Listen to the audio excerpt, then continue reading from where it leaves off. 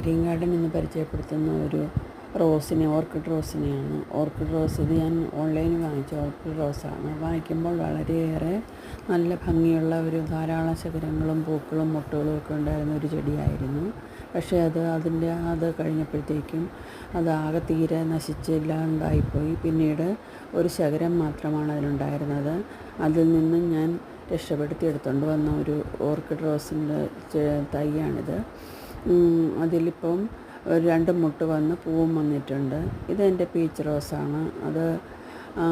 അതും ഇതുപോലെ ഓൺലൈൻ വാങ്ങിച്ചതാണ്. ആദ്യം ഉണ്ടായ പൂക്കളുടെ അത്രയും വലിപ്പമോ ഒന്നുമില്ല.